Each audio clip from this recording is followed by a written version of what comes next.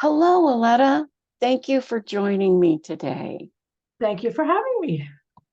I am so excited about learning more about you. Uh, I want to know what brought you into writing. What was the trigger? well, I came from a home where my mother read to us. That was the biggest connection we had to her. So I was already primed for reading. And then whenever I was distressed, I would take a cat, a green apple, and a book and go to my room and read, and that would heal me. So those are two of the ways that I got started. I ended up being an English teacher, and that was always really fascinating and inspiring because what people reveal in their writing shows so much about them.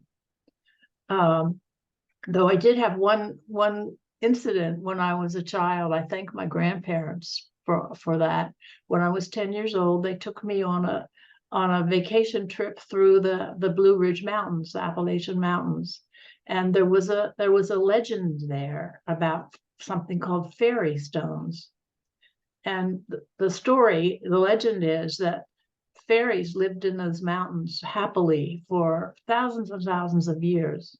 And they were so happy they would flit around and dance and play and tease each other and sing to each other. And then one day, the legend says, an elf appeared to them and gave them some very bad news. They told them that Christ had been crucified, and they were so distressed they wept into the earth.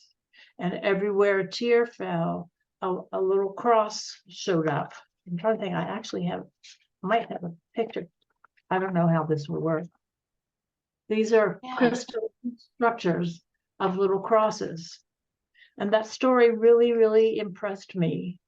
And also, as I sat visiting with my grandparents, I could sit on the side of the mountain and just dig these crosses up, and it was just made a big impression on me. So now I'm skipping ahead to I'm a junior. It's the summer between my junior and senior year in high school, and I had my first boyfriend that I was thrilled about, and he was a year ahead of me, so he had applied to Connecticut college, and he got accepted, and we were both really happy he got accepted, and I was happy he got accepted. And then I also was sad because that meant that for 4 years I pretty much wouldn't see him, and maybe the relationship would be over because we were so young. Mm-hmm. So I was reminded of the fairy stones, and if the fairies could weep into the soil and get the crosses out, make things turn to stone, what could I try? I could try something in writing. So I wrote a little story about a princess who loved her prince, but the prince decided to go on a voyage at sea. And so she stood in the water and cried, and the ocean turned to stone and he couldn't go. So that taught me a principle that I use pretty much for anything. When something hurts, transform it into make something out of it. Transform it into something that feels much different. And just the other day, I ran across a quotation.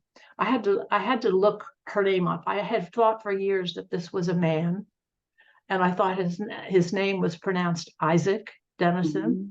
Only I find out it's Isak Denison, and it's a woman.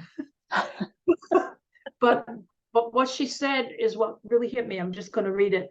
All sorrows can be born if you put them into a story.